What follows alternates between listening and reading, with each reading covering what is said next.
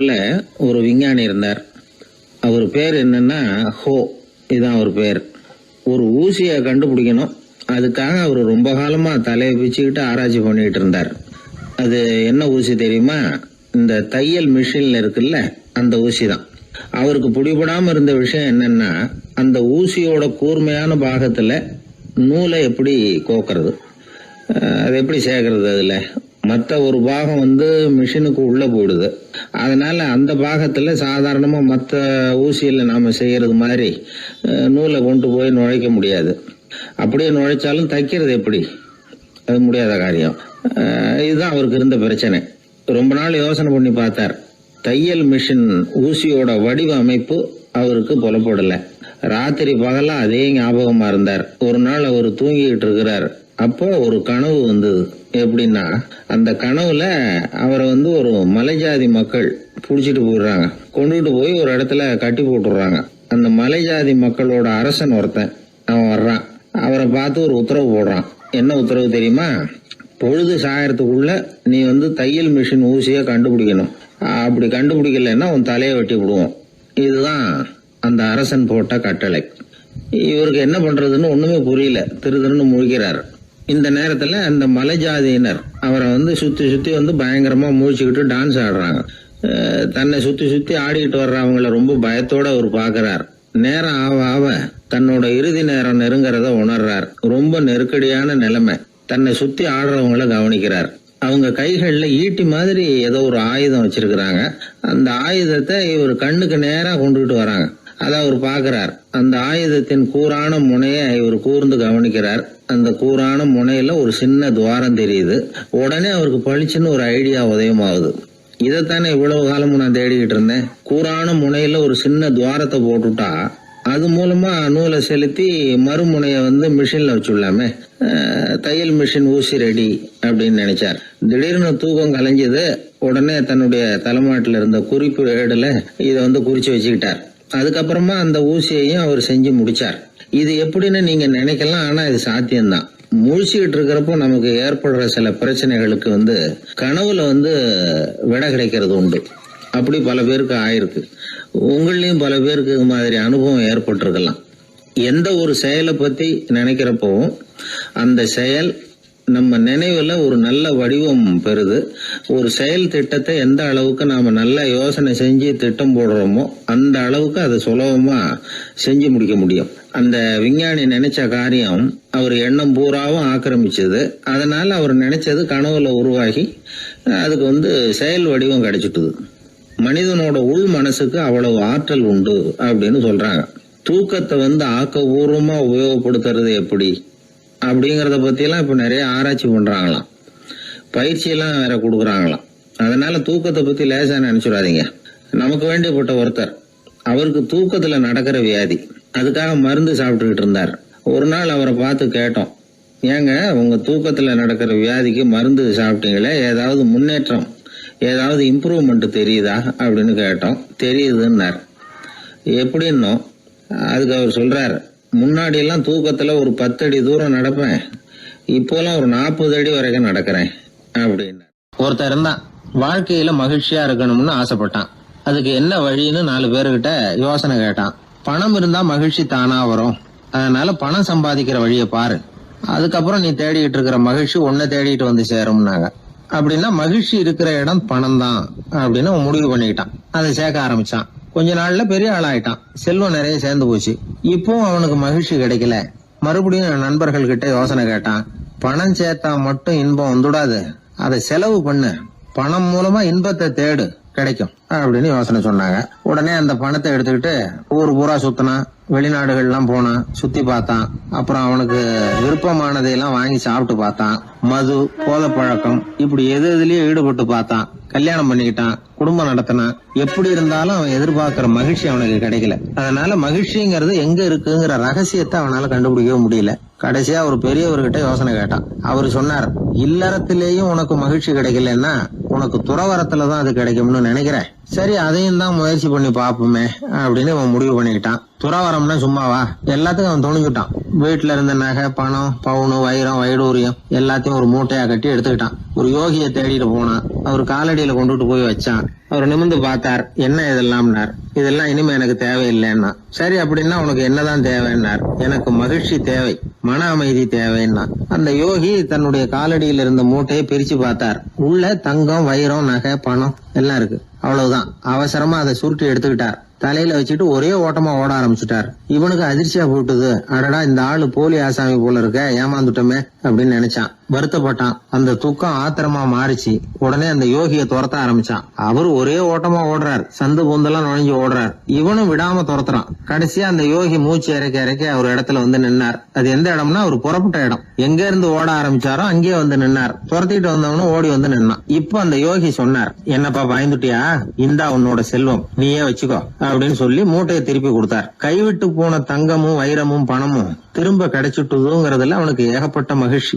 இப்போ மறுபடியும் அந்த யோகி சொல்றார், நீ வர்றதுக்கு முன்னாடி கூட இந்த தங்கமும் வைரமும் உங்ககிட்டதான் இருந்தது. ஆனா அப்போ உனக்கு மகிழ்ச்சி இல்ல. இப்போ உங்ககிட்ட இருக்கிறதும் அதே தங்கமும் வைரமும் தான். ஆனா இப்போ உன் மனசுல மகிழ்ச்சி இருக்கு. இதுல இருந்து என்ன தெரியுது, மகிழ்ச்சிங்கிறது வெளியில இல்ல, உள்ள இருக்கு. அது நம்ம மனசுல இருக்கு. இதை நல்லா புரிஞ்சுக்கணும். தங்கத்தையும் வைரத்தையும் மூட்டை கட்டி தலையில வச்சுக்கிட்டு அலைஞ்சானே, அவன் மாதிரிதான் நம்மள பல பேருக்கும் மகிழ்ச்சி எங்க இருக்குங்கிற உண்மை புரியறது இல்ல. அதனாலதான் பல சமயங்கள்ல நாம மகிழ்ச்சிக்காக அடுத்தவங்களை சார்ந்து இருக்கிறோம். நமக்கு வேண்டியப்பட்ட ஒருத்தன் பணம், நகை எல்லாத்தையும் ஒரு மூட்டையா கட்டி எடுத்துக்கிட்டு ஒருத்தர் காலடியில வச்சான். இது எனக்கு தேவையில்லைன்னா. உனக்கு என்னதான் தேவைன்னார் அவர். எனக்கு மன அமைதி தேவைன்னா. உனக்கு மன அமைதி தேவைப்படுகிற அளவுக்கு இப்ப என்ன ஆயிட்டுதுன்னார் அவர். வேற ஒண்ணும் இல்ல, இந்த பணத்தையும் நகையையும் நான் யாரு வீட்டுல எடுத்தனோ அந்த வீட்டுக்காரங்க இப்ப என் பின்னாடி துரத்திட்டு வந்துட்டு இருக்கிறாங்க, அவ்வளவுதான் அப்படின்னு நானா. மகிழ்ச்சியை தேடுகிறவர்கள் இந்த உலகத்துல அதிகம். அது எங்க இருக்குன்னு புரிந்து கொண்டவர்கள் ரொம்ப குறைவு. எது உண்மையான மகிழ்ச்சி அப்படிங்கறத புரிஞ்சுக்கிட்டு அதுக்கு தகுந்த மாதிரி நம்முடைய வாழ்க்கையை அமைச்சுக்கணும். ஒரு குழந்தை அம்மா கிட்ட போச்சு, அம்மா என்ன தூக்கிக்கா. உடனே அந்த அம்மா அந்த குழந்தைய தூக்கி இடுப்புல வச்சுக்கிறாங்க. எந்த பக்கம் வச்சுக்கிறாங்க, இடது பக்கம். பொதுவா குழந்தைய தூக்குறவங்க யாரும் வலது பக்கம் இடுப்புல வச்சுக்கிறது இல்ல. விவரம் தெரியாத சில ஆம்பளைகளை அப்படி தூக்கி வச்சுக்கிட்டு அலையிறது உண்டு. ரொம்ப காலமாவே குழந்தைகளை இடுப்புல இடது பக்கமா வச்சிருக்கிற பழக்கம் தான் இருந்து வந்திருக்குது. இதுக்கு ஆய்வாளர்கள் என்ன காரணம் சொல்றாங்க தெரியுமா? அப்படி இருந்தாதான் குழந்தை சொல்றத, குழந்தை நினைக்கிறத தாயினால நல்லா உணர முடியுதாம். இடது பகுதி ஆட்சி பண்றது, குறிப்பா காதின் தலைமையாக இருக்கிறது வலது பக்கம் தான். அதனால தாய் குழந்தைக்கு பதில் சொல்லவோ, அது என்ன கேக்குதுங்கிறத சீக்கிரமா புரிஞ்சுக்கிட்டு நடந்துக்கவோ அதுதான் சௌரியம் அப்படின்னு ஆய்வாளர்கள் இதுக்கு காரணம் சொல்றாங்க. இதனால என்ன ஆகுதான், தாய்க்கும் குழந்தைக்கும் நெருக்கம் அதிகமாகுதான், குழந்தைக்கும் பாதுகாப்பு அதிகமா. அது மட்டும் இல்ல, ஒரு தாய் தன்னுடைய குழந்தைய இடுப்புல சுமக்கிறதுனால அவள் நினைக்கிறத, அவளோட இதய துடிப்ப குழந்தை உணர்தான். 9 மாதத்துக்கு அதிகமா இருந்த இடம் இல்லையா, அதனால அவளை பத்தி நல்லா அறிந்து கொள்ளுகிற வாய்ப்பும் குழந்தைக்கு கிடைக்குது. நம்ம முன்னோர்கள் ரொம்ப காலத்துக்கு முன்னாடியே வலது கையை பார்க்க ஆரம்பிச்சிட்டாங்களாம். அவங்க பயன்படுத்திய கல் ஆயுதங்கள்லாம் வலது பக்கமா தான் தீட்டப்பட்டிருக்குது. அதுல இருந்து நமக்கு என்ன தெரியுதுன்னா, வலது கையை தான் உபயோகப்படுத்தி இருக்கிறாங்கிறது தெரியுது. இப்படி எல்லாம் இருந்தா கூட இன்னைக்கு நம்மள 10ல் ஒருத்தருக்கு ஒரு பழக்கம் உண்டு, அது இடது கை பழக்கம். ஆனாலும் 2 கைகளும் ஒற்றுமையா இருக்கிறதுக்கு தான் ரொம்பவும் முயற்சி பண்ணுதான். இப்போ வலது கை பழக்கம் உள்ளவங்க பேசுறதுக்கு, எழுதுறதுக்கு, செயல்படுத்துற தலைமையகம் தலையின் பின்புறம் பிடரியில் இருக்குது. இடது கை பழக்கம் உள்ளவங்களுக்கு மூளையில 2 பக்கங்கள்லயும் தலைமையகம் இருக்குது. இது விஞ்ஞானிகள் சொல்றது. எத்தனையோ மேதைகள் இடது கை பழக்கம் உள்ளவங்களா இருந்திருக்கிறாங்க. அமெரிக்க மேதை பெஞ்சமின் பிராங்கிலின், இத்தாலிய ஓவியர் லியோனார்டோ டாவின்சி, இப்படி நிறைய பேர் இருந்திருக்கிறாங்க, இப்பவும் இருக்கிறாங்க. காலங்காலமா இயல்பாவே இடது கை பழக்கம் இருந்து வந்திருக்குது. அப்படி இருக்கிறப்போ வலது கை எப்போ இடது கைய வென்றது, ஜெயிச்சது அப்படிங்கிற விவரம் இன்னமும் யாருக்குமே புரியல. ஆய்வாளர்களுக்கும் புரியல. அவங்களும் யோசிச்சுக்கிட்டு இருக்கிறாங்க. உலகம் இடது பக்கமா தான் சுத்துது. வானத்துல இருக்கிற வெள்ளி வீதி, அப்புறம் அணுவுல இருக்கிற துணுக்குகள், உடம்புல இருக்கிற அமினோ அமிலம், இப்படி எல்லாமே இடதுபுறமா தான் இயங்கிட்டு இருக்குது. இவ்வளவு செய்திகள் இடது கைக்கு ஆதரவா இருக்கிறப்போ அது எப்படி வலது கை கிட்ட ஏமாந்தது அப்படிங்கிற ரகசியம் இன்னமும் யாருக்கும் தெரியலையா. இது சம்பந்தமா ஆராய்ச்சி பண்றவங்களுக்கு இது இன்னமும் ஒரு பிரச்சனையா தான் இருக்குதான். இப்படி இடது கை ஒதுங்கிட்டதுனால இப்பெல்லாம் வலது கைக்கு தான் மரியாதை அதிகமா போச்சு. ஒரு ஆசாமி இடது கையில கட்டு போட்டுட்டு வந்தானா, கையில என்னப்பா கட்டுன்னு விசாரிச்சிருக்கிறார் ஒருத்தர். ஒரு இயந்திரத்தை பிரிச்சு ரிப்பேர் பார்த்துக்கிட்டு இருந்தேன், மறுபடியும் அதை ஓட விட்டு பாக்குறப்போ இடது கை விரல் மாட்டிக்கிட்டது, அதுதான் கட்டு அப்படின்னு இருக்கான். நல்ல வேளை வலது கை மாட்டியிருந்தா உன்னால சாப்பிட கூட கஷ்டமா போயிருக்குமேன்னார் அவர்.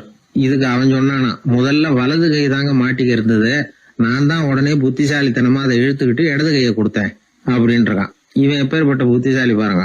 இந்த வலது கை இடது கைங்கிறத பத்தி அறிவியல் ஆராய்ச்சி ஒரு பக்கம் இருந்தாலும் கை சுத்தமா இருக்கணும், இது வாழ்க்கைக்கு முக்கியம். உண்மை, உழைப்பு, நேர்மை இதெல்லாம் இருந்தாதான் வாழ்க்கையில முன்னேற முடியும். அதனால இந்த இடது கை பழக்கம் வலது கை பழக்கம் எது எப்படி இருந்தாலும் அது ஒருத்தருடைய புத்திசாலித்தனத்தை பாதிக்கிறது இல்ல.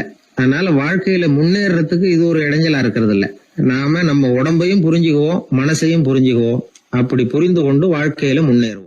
நாம யாரு, நம்ம தகுதி என்ன அப்படிங்கிற நினைப்பு எப்பவும் நமக்கு இருக்கணும். தகுதிக்கு மீறிய நினைப்பு தான் பல சமயங்களில் நம்மளை சிக்கலில் கொண்டு போய் விட்டுடுது.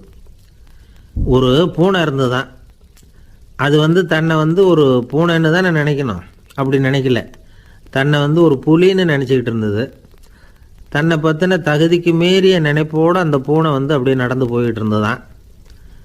அப்போது வழியில் ஒரு பெரிய யானை அது அமைதியாக நின்றுக்கிட்டு இருந்தது. இந்த யானை ரொம்ப பொறுமையாக நின்றுக்கிட்டு இருக்கிறது இந்த பூனைக்கு ஒரு மாதிரியாக தெரிஞ்சிருக்கு. ஏன்னா பொறுமையாக ஒருத்தர் இருந்தால் அவங்கக்கிட்ட போய் ஏதாவது வாலாட்டி பார்க்கலாம்னு ஒரு ஆசை வருது இல்லை. அது மாதிரி பொறுமையாக நின்றுக்கிட்டு இருக்கிறது பூனைக்கு அதுக்கிட்ட போய் கொஞ்சம் வாலாட்டி பார்க்கலாமே அப்படின்னு ஒரு ஆசை. உலக இயல்பு தானே இது. இந்த பூனை ரொம்ப நல்ல புள்ள மாதிரி அந்த யானை இருக்கிற பக்கமாக போகுது. அந்த யானையை சுற்றி சுற்றி வருது, உத்து பார்க்குது, வாய் துருதுருக்குது, வம்பு வளர்க்க ஆரம்பிக்குது. அந்த யானைகிட்ட போய் என்ன கேட்குது தெரியுமா, எல்லாருக்கும் ஒரு பக்கம்தான் வால் இருக்கும், ஆனால் உனக்கு என்ன இப்படி ரெண்டு பக்கமும் வால் இருக்கிறது மாதிரி இருக்கே அப்படிங்குது. இது வேண்டாத வேலை தானே. இருந்தாலும் அந்த யானை பொறுமையாக பதில் சொல்லுது. அப்படி இல்லை, பின்னாடி இருக்கிறது தான் வால், முன்னாடி இருக்கிறது தும்பிக்கை அப்படிங்குது. அதோடு விட்டுற வேண்டியது தானே, விடலை இந்த பூனை. அது சரி, தும்பிக்கை ஏன் அப்படி உருண்டையாக பெரிய தூணு மாதிரி இருக்குது, அது என்னத்துக்கு அப்படிங்குது. இதுக்கும் அந்த யானை பொறுமையாக பதில் சொல்லுது. ஓ, அதை கேட்குறியா, ஊற்றில் தண்ணி இருக்கும்ல, அதை உறிஞ்சி குடிக்கிறதுக்காக அப்படி இருக்குது அது அப்படின்னுது. சரி, எல்லாருக்கும் பல்லு வாய்க்குள்ளே தானே இருக்கும், உனக்கு என்ன வெளியிலே இருக்குது, அதுவும் இல்லாமல் இவ்வளவு பெருசாக இவ்வளவு நீளமாக இருக்குது அப்படின்னு கேட்குது பூனை. இவ்வளவு கேள்விக்கும் பொறுமையாக பதில் சொல்லிகிட்டே வருது அந்த யானை. பல்லு ஏன் வெளியில் நீட்டிகிட்டு இருக்குன்னு கேட்குதுல்ல, அதுக்கு அது என்ன பதில் சொல்லுதுன்னா, அதுவா ஒரு புலி என்கிட்ட வாலாட்டுதுன்னு வச்சுக்கா, அந்த சமயத்தில் அதை தாக்கிறதுக்காக இது இப்படி இருக்குது அப்படின்னு சொல்லிச்சான். இதை கேட்டதும் பூனை உழுந்து உழுந்து சிரிக்க ஆரம்பிச்சுட்டு தான் அலட்சியமாக. ஏன் சிரிக்கிறேன்னு கேட்டிருக்கு. என்னமோ பாயறது மாதிரி பேசுறிய, மலை எங்கேயாவது பாயறது உண்டா, நீ கருப்பாக பெருசாக இருக்கிற மலை மாதிரி இருக்கிற, உன்னால் எப்படி பாய முடியும், அது முடியாத காரியம் அப்படின்னு சொல்லிவிட்டு மறுபடியும் சிரிக்குது அந்த பூனை. என் உடம்பை பார்த்துட்டு தானே மலைன்னு சொல்கிற, நான் பாய வேண்டிய அவசியம் இல்லை, என்னுடைய எதிரியை பாய வச்சுருவேன் அப்படின்ட்டுருக்கு. எப்படி பாய வைப்பேன்னு கேட்டதான் பூனை. இந்த உன்னை பாய வைக்கிறேன் பார் அப்படின்னு சொல்லி அந்த பூனையை அப்படியே தும்பிக்கையால் லேசாக தூக்கி வேகமாக விட்டெறிஞ்சுதான். எங்கேயோ போய் தூரத்தில் பொத்துன்னு விழுந்தது அந்த பூனை. அப்பாடான்னு இடுப்பை பிடிச்சிக்கிட்டே எழுந்திரிச்சு நின்று பார்க்குது. தூரத்தில் அந்த யானை இன்னமும் பொறுமையாக ஆனால் கம்பீரமாக நின்றுக்கிட்டு இருக்குது. இப்போ தான் அந்த பூனைக்கு ஞானோதயம் பிறக்குதான். யானை பாய வேண்டிய அவசியம் இல்லை, அதுக்கு நீளமாக தும்பிக்கை இருக்குது அப்படிங்கிறத அது புரிஞ்சுக்கிட்டு தான். வலியாரிடம் வாயாடக்கூடாது அப்படிங்கிற பாடத்தை இந்த பூனை கற்றுக்கிட்டுது. இந்த காட்சி பாவேந்தர் பாரதிதாசன் கைவண்ணத்தில் ஒரு கவிதையாக உருவெடுத்து வருது. பாவேந்தர் எழுதின கவிதை என்ன தெரியுமா, இரண்டு பக்கமும் வாலா என்றது பூனை, எதிரிலே தும்பிக்கை என்றது யானை, உருண்ட துதிக்க ஏனோ என்றது பூனை, ஊற்று நீரை உறிஞ்ச என்றது யானை, திரண்டு நீண்ட பல் ஏன் என்றது பூனை, சீரும் புலியை தாக்க என்றது யானை, இருண்ட மலை பாயாதென்றது பூனை, எடுத்தெறிந்தது பூனையை போய் யானை. இந்த கவிதையில் ஒரு பாடமும் இருக்குது, படமும் இருக்குது. அதாவது இதை படிக்கவும் முடியுது, பார்க்கவும் முடியுது. வலியார்கிட்ட வாயாடக்கூடாதுங்கிற சின்ன பிள்ளைங்க மட்டும் இல்லை, பெரியவங்களுக்கும் தேவையான கருத்தை இதிலேருந்து நாம் புரிஞ்சிக்க முடியுது. ஒருத்தன் அப்படி தான் ஆத்தங்கரையில் பொறுமையாக உட்காந்துக்கிட்டு இருந்த இன்னொருத்தனை போய் தலையில் கூட்டினான். அவன் பார்த்தான். உடனே ₹1 எடுத்து இவன் கையில் கொடுத்தான். இவனுக்கு ஒன்றும் புரியல. அவன் சொன்னான், இந்த ஊரில் இப்படி ஒரு வழக்கம், யாரை கூட்டினாலும் ஒரு குட்டுக்கு ₹1 விதமாக கொடுத்துட்றது பழக்கம் அப்படின்னு பொறுமையாக சொல்லியிருக்கிறான். இவனுக்கு ரொம்ப ஆசை உண்டாயிட்டுது. உடனே ஊருக்குள்ளே ஓடினான். கொஞ்ச நேரம் கழித்து திரும்பி ஓடி வந்தான். அந்த முதல் ஆசாமியை மறுபடியும் பார்த்தான். உங்கள் பேச்சை கேட்டுவிட்டு ஊருக்குள்ளே போய் ஒரு பெரிய ஆசாமியை பார்த்து அவன் தலையில் 10 குட்டு கூட்டினேன். ஆனால் அவன் உடனே என்கிட்ட இருந்ததை எடுத்து என் கையிலேயே கொடுத்துட்டான் அப்படின்னா. என்னத்தை பணத்தையான்னு கேட்டிருக்கிறான். இல்லை பல்லு அப்படின்னு சொல்லி கையில் காட்டினான்.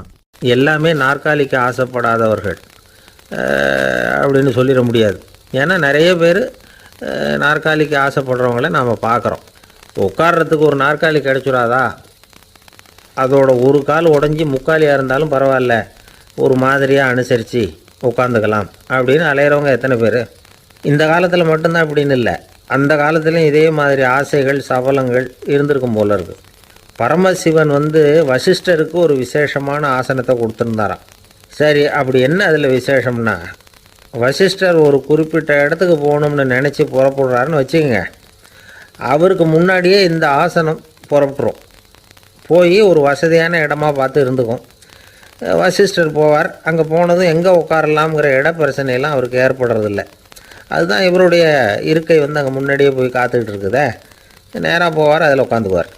மற்ற முனிவர்கள்லாம் இதை பார்த்தாங்க. அவங்களுக்கு பொறாமையாக இருந்து தான் எல்லோரும் ஒரு இடத்துல கூடி இதை பற்றி பேசியிருக்கிறாங்க. என்ன இது, நாமளும் அவரை மாதிரி தானே இருக்கிறோம், இருந்தாலும் நமக்கும் அது மாதிரி ஒரு ஆசனம் கிடைக்கலையே அப்படின்னு யோசனை பண்ணியிருக்காங்க. சரி, நேராக பரமசிவன்கிட்டே போவோம், இதை பற்றி கேட்போம் அப்படின்னு நினச்சிக்கிட்டு போனாங்களாம். பரமசிவனை பார்த்துருக்குறாங்க. ஐயா, நாங்களும் முனிவர்கள் தானே, வசிஷ்டர் பண்ணுறது மாதிரி நாங்களும் உங்களை குறித்து கடும் தவம் பண்ணிக்கிட்டு தானே இருக்கிறோம். அப்படி இருக்கும்பொழுது அவருக்கு மட்டும் ஏன் இந்த விசேஷ சலுகை அப்படின்னு கேட்டிருக்காங்க. அதுக்கு பரமசிவன் சொன்னாராம், முனிவர்களே, உங்கள் கேள்விக்கு நான் பதில் சொல்கிறேன், ஆனால் அதுக்கு முன்னாடி நீங்கள் ஒரு காரியம் பண்ணணும்னாராம். என்ன செய்யணும் சொல்லுங்கன்றிருக்காங்க. நீங்கள் ஒவ்வொருத்தரும் தனித்தனியாக போய் உங்களை விட உயர்ந்த ஒருத்தரை தேடி கண்டுபிடிச்சி அவருக்கு அதிதி பூஜை பண்ணி அவரை ஒரு மண்டலத்துக்குள்ளே என்கிட்ட அழைச்சிட்டு வந்துருங்க அப்படின்னாராம். சரின்னு எல்லாரும் புறப்பட்டுருக்காங்க. அவங்க போனதுக்கப்புறம் நந்தி தேவனை அழைச்சி வசிஷ்டரை கூப்பிட்டுக்கிட்டு வர சொன்னாராம். அவர் வந்தார், வணங்கினார். வசிஷ்டரே, இன்னையிலேருந்து ஒரு மண்டலத்துக்குள்ளே உங்களை விட தாழ்ந்தவர் ஒருத்தரை தேடி கண்டுபிடிச்சி அவருக்கு அதிதி பூஜை பண்ணி அவரை என்கிட்ட கூப்பிட்டுட்டு வாங்கன்னு விட்டார். சரின்னு இவரும் புறப்பட்டு போயிட்டார். கொஞ்ச நாள் ஆச்சு. முனிவர்கள்லாம் திரும்பி வந்தாங்க. பரமசிவன் முன்னாடி நின்னாங்க. ஐயா, எவ்வளவோ தேடி பார்த்துட்டோம், எங்களை விட உயர்ந்தவர்கள் யாருமே கிடைக்கல அப்படின்னாங்களாம். வசிஷ்டரும் சேர்ந்தார். ஐயா, எவ்வளவோ தேடி பார்த்தேன், என்னை விட தாழ்ந்தவர் யாருமே கிடைக்கல அப்படின்னாராம். அவரே தொடர்ந்து சொன்னார், என்னுடைய மனைவி எனக்கு அடங்கினவ தானே, அவளுக்காவது அதிதி பூஜை பண்ணி அழைச்சிட்டு வந்துடலாமான்னு யோசித்து பார்த்தேன். என்னோடய மனசு அதுக்கும் இடம் கொடுக்கல. ஏன்னா அவளோட விரதத்துக்கு முன்னாடி நாம் ஏமாத்திரம் அப்படின்னு யோசித்து பார்த்தேன். அதனால் அந்த எண்ணத்தையும் கைவிட்டுவிட்டேன் அப்படின்னு ரொம்ப வருத்தத்தோடு சொன்னாராம். இதை கேட்ட உடனே மற்ற முனிவர்களுக்கு வெக்கமாக போச்சு. இந்த உலகத்தில் நம்மளை விட மேலானவங்க யாருமே இல்லைன்னு நாம் நினச்சோம். வசிஷ்டரோ தன்னை விட தாழ்வானவங்க யாருமே இல்லைன்னு நினைக்கிறார். பரமசிவன் ஏன் அந்த ஆசனத்தை அவருக்கு மட்டும் கொடுத்தார் அப்படிங்கிற கேள்விக்கான பதில் அவங்களுக்கு கிடச்சிட்டு தான். இந்த காலத்தில் நாம் எப்படி நினைக்கிறோம்னா, எல்லாரும் நம்மளை விட மட்டமானவங்கன்னு நினைக்கிறோம். அதனால் நாம் மட்டும் நாற்காலியில் உட்காந்தா போதும் அப்படின்னு நினைக்கிறோம். ஏமாந்து போனவங்க சந்தர்ப்பம் பார்த்து காலை வாரி விட்டுறாங்க, கீழே விழுந்து காலை உடச்சிக்கிறோம். அதுதான் இன்றைக்கி நடக்கிறது. ஒரு அம்மா தன்னோட வீட்டுக்காரரை ஒரு மனோதத்துவ டாக்டர்கிட்ட அழைச்சிட்டு போனாங்களாம். என்ன ப்ராப்ளம்னு கேட்டிருக்கார் டாக்டர். எங்கள் வீட்டுக்காரர் அடிக்கடி நாற்காலியில் உட்காந்து காலை உடச்சிக்கிறார் அப்படின்னாங்களாம். அப்படின்னா அந்த நாற்காலியில் தான் ஏதோ கோளாறு அப்படின்னாரான் டாக்டர். அப்படி இருக்க முடியாது டாக்டர் அப்படின்னாங்களாம் அந்த அம்மா. அது எப்படி அவ்வளோ உறுதியாக சொல்கிறீங்கன்னு கேட்டிருக்கார் அந்த டாக்டர். எங்கள் வீட்டில் நாற்காலியே கிடையாது டாக்டர், இவர் இருக்கிறதா நினச்சிக்கிட்டு உட்கார்றார், அதுதான் ப்ராப்ளம். அப்பா, மின்சார பல்பு ஃபீஸாக போயிட்டுது, வேற ஒன்று வாங்கி மாட்டணும் அப்படின்னா பையன். சரி, போய் புதுசாக ஒன்று வாங்கிட்டு வாடா அப்படின்னு காசு கொடுத்தாரு அப்பா. இவன் ஓடி போய் வாங்கிட்டு வந்தான். அப்பா கிட்ட கொடுத்தான். அவர் மாட்டினார். அதுக்கப்புறம் அவரை பார்த்து ஒரு கேள்வி கேட்டான். ஏன்பா, இந்த பல்பு ஏன் உடைய மாட்டேங்குது அப்படின்னா. இது என்னடா கேள்வி, நாம கீழே போடல அதனால உடையலன்னார். அப்பாவோட புத்திசாலித்தனம் அவ்வளவுதான். ஆனா பையன் கேட்டது அந்த அர்த்தத்துல இல்ல. ஒரு மின்சார பல்பு குமிழின் கண்ணாடி இருக்குல்ல, அதோட கனம் எவ்வளவு இருக்கும்? ஒரு 1/2 மில்லிமீட்டர் அவ்வளவுதான் இருக்கும் அந்த கனம். அவ்வளவு மெலிசா இருக்கிற ஒரு கண்ணாடி குமிழ இந்த ஹோல்டர்ல மாற்றம் நம்ம விரலால அழுத்தி புடிச்சு திருக வேண்டியிருக்கு. அந்த சமயத்துல அப்படி செய்யறப்ப அது உடையறது இல்ல. நம்ம விரலோட அழுத்தத்தை தாங்கி நிற்கிற அளவுக்கு அதுக்கு பலம் எங்க இருந்து வந்தது? இதுதான் பையன் கேட்ட கேள்வியோட அர்த்தம். இந்த காலத்து பிள்ளைங்களுக்கு விஞ்ஞான அறிவு அதிகம், அதனால இப்படி எல்லாம் கேள்வி கேட்பாங்க. அப்பாவுக்கு தெரியுதா இல்லையான்னு சோதிக்கிறதுக்காக கூட இப்படி கேட்பாங்க. இந்த மாதிரி சோதனைக்கெல்லாம் இந்த காலத்து அப்பாக்கள் தயாரா இருக்கணும். இல்லைன்னா பையன் அலட்சியமா நினைச்சிருவான். மின்சார பல்பு கண்ணாடி மெலிசா இருந்தாலும் நாம அழுத்தி பிடிக்கிறப்போ அது உடையாம இருக்கிறதுக்கு காரணம் நாம இயற்கையோட ஒரு தத்துவத்தை அதுல பயன்படுத்தி இருக்கிறோம். அது என்ன இயற்கையின் தத்துவம்? அதுதான் முட்டை ஓட்டு தத்துவம். இது இயற்கை உருவாக்கின ஒரு தத்துவம். ஆதி காலத்திலேயே இயற்கை இந்த தத்துவத்தை உருவாக்கி விட்டது. அதாவது பறவைகளோட முட்டை ஓடு எப்படி இருக்கு, அதோட கனம் எவ்வளவு இருக்கும்? மின்சார பல்பு மாதிரி தானே, ரொம்ப மெலிசா தான் இருக்கு. பறவைகள் இனவிருத்திக்காக முட்டை போடணும். அந்த முட்டை எப்படி இருக்கணும்? இயற்கை கொஞ்சம் யோசிச்சு பார்த்தது. முட்டை ஓடு ரொம்ப கனமா தடிமனா இருந்தா உள்ள வளர்ற குஞ்சு அதை உடைச்சிக்கிட்டு வெளியில வர முடியாம போயிடும். அதே நேரத்துல அது ரொம்ப மெலிசா இருந்தா தாய் பறவைகள் அது மேல உட்காந்து அடகாக்குறப்போ உடல் எடை தாங்க முடியாம முட்டைகள் உடைஞ்சு போயிடும். என்ன பண்றது? முட்டை பலமாவும் இருக்கணும், பலம் இல்லாமல் இருக்கணும். குஞ்சு அதை உடைச்சுக்கிட்டு வெளியில வரணும். தாயால அது உடையக்கூடாது. ஒரே நேரத்துல உறுதியாகவும் உறுதி இல்லாமலும் முட்டை ஓடு அமையணும்னா அது எப்படி சாத்தியம்? இது கொஞ்சம் குழப்பமாவும் நமக்கு புரியாத மாதிரி இருக்குது இல்ல. அதனாலதான் இதை தத்துவம் அப்படின்னு சொல்றோம். முட்டை ஓட்டு தத்துவம் இயற்கை கண்டுபிடிச்ச ஒரு அபூர்வமான அமைப்பு. அதுதான் முட்டை வடிவம். இது தாய் பறவை சுலபமா முட்டை போடுறதுக்கு ஏற்ற ஒரு வடிவம். முட்டை சதுர வடிவமா இருந்தா அதை போடுறதுக்கு எவ்வளவு கஷ்டம். அப்புறம் அது மேல செலுத்தப்படுகிற அழுத்தம் 4 பக்கமும் பரவி விடுது. அதனால அந்த அழுத்தத்துக்கு பலம் குறைஞ்சிருது. குறிப்பிட்ட சிறு பரப்புல அளவுக்கு அதிகமா விசை செலுத்தப்படுறது இல்ல. அதனால முட்டையோட வடிவம் தான் அந்த உறுதிக்கு காரணம். இது எப்பேற்பட்ட தத்துவம். இதுதான் மின்சார பல்பு செய்யறப்போ நாம காப்பி அடிச்சிருக்கிறோம். பொதுவா வகுப்புல காப்பி அடிச்சாதான் முட்டை போடுறது வழக்கம். நாம முட்டையே காப்பி அடிச்சிருக்கிறோமே, இது எப்பேற்பட்ட காப்பி. ஒரு ஆசிரியர் வகுப்புல பசங்களை பார்த்து ஒரு கேள்வி கேட்டாராம். கோழி முட்டை இடுமா, முட்டை போடுமா அப்படின்னு கேட்டாராம். ஒரு பையன் எந்திரிச்சு பதில் சொல்லியிருக்கிறான். கோழி முட்டை இடும், முட்டை போடாது அப்படின்னு சொல்லியிருக்கான். இவன் ஏன் போடாதுன்னு கேட்டாராம் ஆசிரியர். போட்டா உடஞ்சிரும் சார் அப்படின்னு நானாம் பையன். ஒரு திருடன் ஒரு வீட்டுல போய் திருடணும்னு திட்டம் போட்டான். இருட்டுனதும் போய் திருடணும். ஆனா ராத்திரி ஆனா வாசல் கதவை சாத்தி உள்பக்கம் தாழ்பால் போட்டுருவாங்களே, என்ன பண்றது, எப்படி வீட்டுக்குள்ள போறது?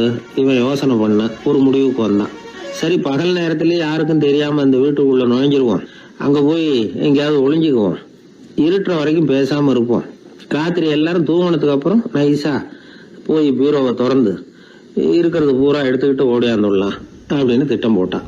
அதே மாதிரி ஒரு நாள் மத்தியானத்துக்கு மேல அந்த வீட்டுக்காரன் எங்கேயோ வெளியில புறப்பட்டு போனான்.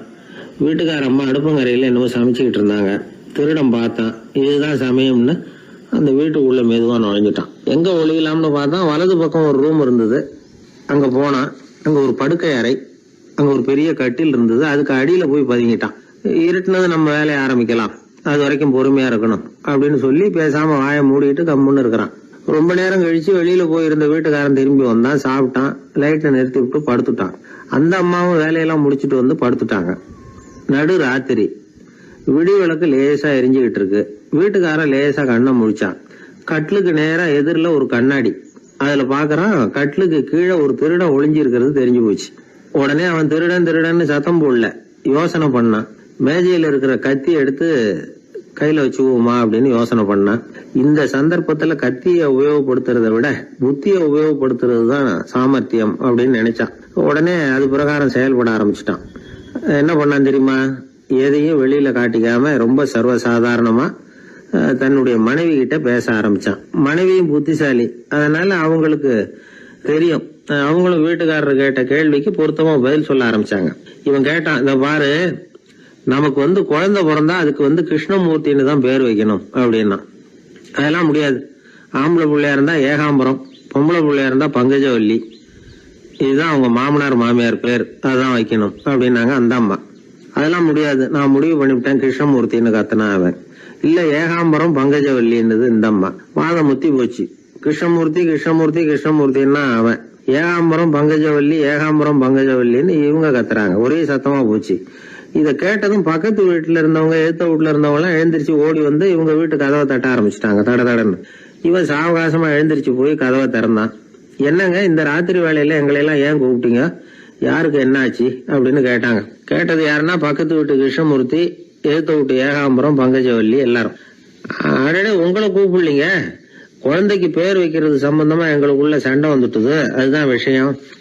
வேணும்னா இதை கட்டிலுக்கு அடியில ஒளிஞ்சிட்டு இருக்கிறான ஒருத்தன், அவனை கூட கேட்டு பாருங்க, அவன் தான் இதுக்கு சாட்சி அப்படிங்கிறான் அந்த ஆளு. உடனே எல்லாரும் விஷயத்த புரிஞ்சுக்கிட்டு திருடனை பிடிச்சி போலீஸ்ல ஒப்படைச்சிட்டாங்களாம். நெருக்கடியான நேரங்கள்ல பதறாம புத்திசாலித்தனமா செயல்படணுங்கிறத தெரிஞ்சுக்கிறதுக்காக இந்த கதை. புத்திசாலித்தனமா செயல்படுற ஒரு குடும்ப தலைவி இருக்காங்க. அவங்க என்ன செய்வாங்க தெரியுமா, எல்லாரும் ராத்திரி ஆனா வீட்டை உள்பக்கமா பூட்டி விட்டு தானே படுப்பாங்க. ஆனா அந்த அம்மா என்ன பண்ணுவாங்கன்னா வீட்டை வெளிப்பக்கமா ஒரு பூட்டு போட்டு பூட்டி விடுவாங்க. எழுத்த வீட்டுக்காரங்க கிட்ட சொல்லி தினமும் இப்படி பூட்டி விட சொல்றது பழக்கம். ஏங்க அப்படி செய்யறீங்க, திருடன் சுலபமா உள்ளே வந்துடக்கூடாதுங்கிறதுக்காகவா அப்படின்னு கேட்டாங்க. இல்லைங்க, சுலபமா வெளியில போயிடக்கூடாதுங்கிறதுக்காக அப்படின்னாங்க. என்னங்க சொல்றீங்க அப்படின்னு கேட்டாங்க. ஆமாங்க, இவருக்கு அந்த பழக்கம் உண்டு அப்படின்னு தன்னுடைய வீட்டுக்காரரை காட்டினாங்க. பக்கத்து வீடுகள் பத்திரமா இருக்கணுங்கிறதுக்காக தன்னுடைய வீட்டை பூட்டி வைக்கிறது ஒரு பெரிய விஷயம் தானே. மகாபாரத யுத்தம் முடிஞ்சது. தர்மர் சக்கரவர்த்தி ஆனார். பீஷ்மர் யுத்த பூமியில அம்பு படுக்கையில படுத்து கிடக்கிறார், உயிரை விட போறார். சூரியன் வட திசை அடையிற உத்தராயண புண்ணிய காலத்தை எதிர்பார்த்து காத்துக்கிட்டு இருக்கிறார். அந்த சமயத்துல தர்மர் கண்ணங்கிட்ட அனுமதி வாங்கிட்டு பீஷ்மரை பாக்கிறதுக்காக குருக்ஷேத்திரத்துக்கு வர்றார். தம்பிமார்கள் திரௌபதி எல்லாரும் கூட வர்றாங்க. பீஷ்மரை பார்த்து எல்லாரும் வணங்குறாங்க. யுதிஷ்டர் பீஷ்மர்கிட்ட வர்ணம், ஆசிரமம், மக்கள் கடமை, அரசருடைய கடமை, இது மாதிரி விஷயங்களை பத்தி நிறைய கேள்விகள்லாம் கேட்கிறார். அவரு ஒவ்வொன்னா கேட்டுக்கிட்டு இருக்கிறாரு. பீஷ்மரும் அதுக்கு தகுந்த பதில் சொல்லிட்டு இருக்கிறார். இப்படி பீஷ்மர் யுதிஷ்டருக்கு தர்மோபதேசம் செஞ்சுக்கிட்டு இருக்கிறப்போ திரௌபதிக்கு சிரிப்பு வந்துட்டுதான். கழுக்குன்னு அந்த அம்மா சிரிச்சுட்டாங்க. அந்த சத்தத்தை கேட்ட பீஷ்மர் தர்மோபதேசத்தை பாதியில நிறுத்தினார். திரௌபதிய பார்த்தார். மகளே ஏம்மா சிரிச்சேன்னு கேட்டார். என்ன மன்னிச்சிருங்க பிதாமகரே, ஏதோ தெரியாம சிரிச்சுட்டேன்னாங்க அவங்க. குழந்தாய், உன்ன மாதிரியே உள்ள உத்தம பெண்கள் காரணம் இல்லாம பலர் முன்னிலையில இப்படி சிரிக்க மாட்டாங்க, வெக்கப்படாம விஷயத்தை சொல்லுன்னாரு அவர். திரௌபதிக்கு கண் கலங்க ஆரம்பிச்சு. சுவாமி, நீங்க இப்போ இவ்வளவு தர்மோபதேசம் பண்ணிட்டு இருக்கிறீங்க, இத பாக்குறப்ப எனக்கு திடீர்னு ஒரு சந்தேகம் வந்துட்டுது. அதாவது இன்னைக்கு தர்மத்துக்கு இவ்வளவு சிறந்த விளக்கத்தை கொடுக்கிற இதே பிதாமகர் அன்னைக்கு கௌரவர் சபையில துச்சாதனன் என்ன மானபங்கப்படுத்த முயற்சி பண்ணினப்போ வாய் மூடி மௌனமா பாத்துக்கிட்டு சும்மா தானே இருந்தார். அந்த சமயத்துல இவ்வளவு ஞானத்தையும் எங்கே விட்டு வச்சிருந்தார்? ஒருவேளை அதுக்கப்புறம் தான் இந்த தர்ம விஷயங்களை எல்லாம் கத்துக்கிட்டாரா அப்படின்னு யோசிச்சுட்டு இருக்கிறேன். அப்படி யோசிச்சப்பதான் அந்த சிரிப்பு வந்துட்டுது, என்ன மன்னிச்சிருங்க அப்படின்னாங்களாம். பிதாமகர் இதுக்கு அமைதியா பதில் சொல்ல ஆரம்பிச்சார். குழந்தாய், உன்னோட கேள்வி நியாயமானதுதான். இதுல உன்னை நான் மன்னிக்கிறதுக்கு என்னமா இருக்கு? துரியோதனன் சபையில நான் இருந்தப்போ எனக்கு அந்த அறிவு இருக்கதான் செய்தது. ஆனா துஷ்டனான துரியோதனன் உணவை நான் இப்ப சாப்பிட்டுக்கிட்டு இருந்தேன், அவன் போட்ட சாப்பாட்டை சாப்பிட்டுக்கிட்டு இருந்தேன். அது காரணமா என்னுடைய அறிவு மழுங்கி போச்சு. நல்லது கெட்டதை பத்தி ஆலோசிக்க முடியாம போயிட்டுது. தீயவர்கள் போடுற சாப்பாட்டை சாப்பிட்டா சாப்பிடுறவனுடைய மனமும் உடம்பும் கெட்டு போடும் அப்படின்னு சாஸ்திரம்லாம் சொல்லுது. ஆனா இப்போ போர்ல அர்ஜுனன் என் மேல எய்த அம்புகளால என் உடம்புல இருந்த ரத்தம் எல்லாம் வெளியேறி போச்சு. கெட்ட உணவை சாப்பிட்டதுனால உண்டான ரத்தம் பூராவும் இப்போ உடம்பு விட்டு வெளில போயிட்டுது. அதனால என் புத்தியும் தெளிஞ்சுட்டுது. அதனாலதான் இப்போ இந்த அளவுக்கு தர்மத்தின் தத்துவங்களை சரியா எடுத்து சொல்ல முடிஞ்சது அப்படின்னு பீஷ்மர். இதுல இருந்து நாம தெரிஞ்சுக்க வேண்டியது என்னன்னா, யாரு சாப்பிட கூப்பிட்டாலும் உடனே முண்டி அடிச்சுக்கிட்டு கிளம்பி போய் முதல் பந்தியில உட்காந்துடக்கூடாது. கூப்பிடுறவங்க எப்படிப்பட்டவங்க, நல்லவங்களா கெட்டவங்களா அப்படின்னு எல்லாம் யோசிச்சு பாக்கணுமா. கெட்ட எண்ணத்தோட போடப்படுகிற சாப்பாடு புத்தியை மழுங்கடிச்சிரும் அப்படிங்கறது ஒரு பெரிய காலத்துல பெரியவங்க சொல்ற ஒரு உண்மை. எத்தனையோ பேர் பெரிய உத்தியோகத்துல இருக்கிறவங்கள விருந்துக்கு கூப்பிட்டு சாப்பிட்டு முடிச்ச கையோட முக்கியமான பேப்பர்ல எல்லாம் கையெழுத்து வாங்கிட்டு விட்டுருவாங்களே. கூப்பிடுறவங்க மனசை புரிஞ்சுக்கிட்டு அதுக்கப்புறம் போறதா வேண்டாமா அப்படிங்கறத முடிவு பண்ணணும். சாப்பாட்டுல அவ்வளவு விஷயம் இருக்குது. பீஷ்மருக்கே அந்த நிலைமைன்னா நாமெல்லாம் ஏமாத்திரம். சில சந்தர்ப்பங்கள்ல சாப்பாடு புத்தியில ஒரு தெளிவு உண்டாக்குறதும் உண்டு. ஒரு ஊருக்கு ஒரு பெரிய மகான் வந்தார். அவரு சாப்பிடுறதே இல்லை, எப்போவாவது கொஞ்சம் தண்ணி பால், அவ்வளவுதான். ருசியெல்லாம் கடந்தவர். அவர்கிட்ட எல்லாரும் போய் ஆசீர்வாதம் வாங்கினாங்க. அந்த ஊர்ல ஒரு ஹோட்டல், அதோட முதலாளி ஒருத்தர், அவரும் அந்த மகான் கிட்ட ஆசீர்வாதம் வாங்கறதுக்காக போனார். அவரு முன்னாடி போய் பணிவா நின்னார். துண்டை இடுப்புல கட்டிக்கிட்டு காலில் விழறதுக்காக போனார். அதுக்கு முன்னாடி அந்த மகான் எழுந்திருச்சு இவர் காலில் விழுந்துட்டார். ஹோட்டல் முதலாளி பதறி போயிட்டார். சுவாமி, என்ன இது அபச்சாரம், நீங்க தான் என்ன ஆசீர்வாதம் பண்ணணும்னார். அதுக்கு அந்த சாமியார் சொன்னார், அப்படி இல்லைங்க, நீங்க தான் என்ன ஆசீர்வாதம் பண்ணணும். ஏன்னா கொஞ்ச காலத்துக்கு முன்னாடி உங்க ஹோட்டல்ல தான் நான் வந்து அக்கௌண்ட் வச்சு சாப்பிட்டுக்கிட்டு இருந்தேன். இன்னைக்கு நான் ருசியெல்லாம் கடந்து வெறுத்து ஞானியா போறதுக்கு நீங்க தான் காரணம், உங்க சாப்பாடு தான் காரணம் அப்படின்னாரு. பத்திரிகையில வர்ற செய்திகளை கூட நகைச்சுவையா சொல்றது உண்டு. அதாவது அதை நேரடியா சொன்னா வானொலியில அனுமதிக்க மாட்டாங்க சில விஷயங்களை. அது சின்னாருக்கு கௌரவ குறைச்சல், அதை வேடிக்கை கலந்து நகைச்சுவோடு சொல்லும் பொழுது அதை அனுமதிச்சிருவாங்க. அப்ப அந்த விசாரணை கமிஷன் அது இது நிறைய நடந்துகிட்டு இருந்தது. டெல்லியில இருந்து அமலாக்க பிரிவு அதிகாரிகள்லாம் வராங்க போறாங்கன்னு பத்திரிகையில அமர்க்கலப்பட்ட இடம். அந்த நேரம் வந்து நான் ஒரு ரேடியோவில் ஒரு செய்தியை தயார் பண்றோம். அப்ப என்ன பண்ணேன்னா, இது மாதிரி அந்த பத்திரிகை செய்தியை வச்சுக்கிட்டே ஒரு செய்தி சொன்னோம், இன்னொரு தகவல் சொல்லி. அதனால ஒருத்தன் வந்து தமிழ்நாட்டுல ஒரு ஆள், அவன் திடீர்னு வந்து கோடீஸ்வரன் ஆயிட்டான். நேற்று வரைக்கும் சாதாரணமா இருந்தா இன்னைக்கு கோடீஸ்வரன் ஆயிட்டான். டெல்லியில இருந்து 2 அதிகாரிகள் வராங்க, எப்படி அவன் பணம் சேர்த்தான்னு கண்டுபிடிக்கிறதுக்கு. அவனை கூப்பிட்டு 2 அதிகாரிகளும் எப்படிடா பணம் சேர்த்த? நான் ஒன்னும் தப்பான வழியில பணம் சேர்க்கல சார், நான் வந்து பந்தயம் கட்டியே பணக்காரன் ஆயிட்டேன். பந்தயம் கட்டியே எப்படிடா பணக்காரன் ஆக முடியும் அப்படின்னா, நீங்க நம்புங்க சார், நான் பந்தயம் கட்டி தான் பணக்காரன், தப்பான வழியில சேரல சார். பந்தயம் கட்டி எப்படிடா கோடீஸ்வரன் ஆனு அப்படின்னா, நாங்க நம்ப முடியாதுன்றான் விசாரிக்க வந்தவன். அப்படின்னா உங்ககிட்டே ஒரு பந்தயம் கட்டட்டுமான்றான் விசாரிக்க வந்தவன்ட்டே. என்னடா பந்தயம் அப்படின்னா, ஒண்ணுமில்ல சார், இது என் கண்ணு, இது என் பல்லு, என் கண்ணை என் பல்லாலேயே கடிக்கிறேன், எவ்வளவு பந்தயம்.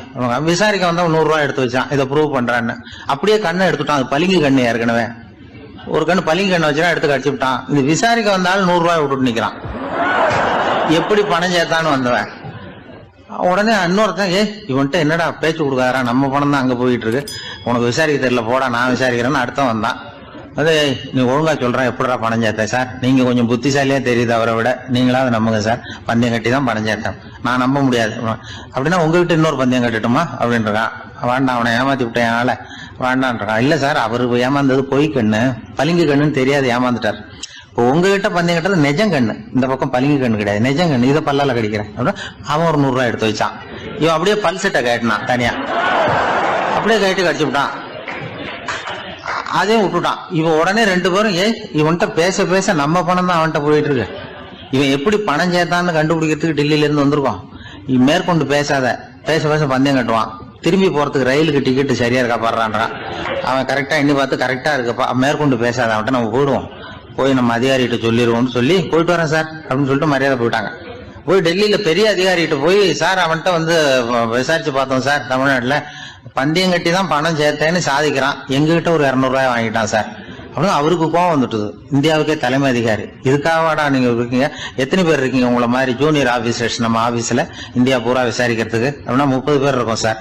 30 பேருக்கு அனுபவம் பத்தாது, நான் இந்தியாவுக்கே தலைமை அதிகாரி, அனுபவம் ஜாஸ்தி, உங்களுக்கு ட்ரைனிங் கொடுக்கணும் எப்படி ஒருத்தரை விசாரிக்கிறதுன்னு. 30 பேரும் ஒரு ரூம்ல வந்து உட்காருங்க, ஒரு ஆள் போய் அந்த ஆளை தமிழ்நாட்டுல இருந்து இங்க கூப்பிட்டுட்டு வா, வர்ற வரைக்கும் அவன்கிட்ட பேசாதீங்க, பந்தயம் கட்டுவான், மெதுவா கொண்டு வந்து நிறுத்து அப்படின்னா ஒரு ஆள் வந்து ஸ்பெஷலா கூப்பிட்டு போட்டான். இது மாதிரி மேடையில நிறுத்திவிட்டு ஒரு தலைமை அதிகாரி 30 ஜூனியர் அதிகாரிகள் அவங்களுக்கு பயிற்சி கொடுக்குறார்.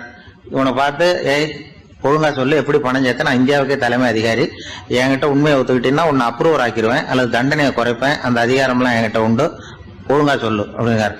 அவர், சார் நீங்க இந்தியாவுக்கே தலைமை அதிகாரி, அனுபவம் ஜாஸ்தி, நீங்களாவது நம்புங்க சார், நான் பந்தயம் கட்டி தான் பணம் சேர்த்தேங்கிறான். இங்கேயே வந்து இப்படி சாதிக்கிறேன், உன்னை நம்ப முடியாதரா அப்படின்னா உங்ககிட்ட ஒரு பந்தயம் கட்டட்டுமா நானா அவர்கிட்ட போய், வேணாண்டா என் ஆளை ஏமாத்தி விட்டேன் அப்படின்னா, இல்ல சார் அவங்க ஏமாந்தது என் உடம்ப பத்தின ரகசியம், என் கண்ணு பளிங்கு கண்ணுன்னு தெரியாது, நான் பல்செட்டு கட்டியிருந்தது தெரியாது, ஏமாந்துட்டாங்க. இப்ப நான் உங்ககிட்ட கட்டுற பந்தயம் உங்க உடம்ப பத்தின ரகசியம். என் உடம்புல என்னடா ரகசியம், முதுகுல, உங்க முதுகுல 1 ரூபா அகலத்துக்கு கருப்பா ஒரு மச்சம் இருக்கு, உண்டா இல்லையானா, இல்லேன்னு தெரியும் அவருக்கு. இல்லடா நேத்து வரைக்கும் இல்ல சார், இப்ப இருக்குது மச்சம் அப்படின்னு உடனே 100 ரூபாய் எடுத்து வச்சார் அவர் தலைமை அதிகாரி. ஒரு 100 ரூபாய் வச்சு சட்டையை கட்டி காட்டுறாரு, மச்சம் இல்ல, இவன் தோத்துட்டான் இங்கிருந்து போனவன்.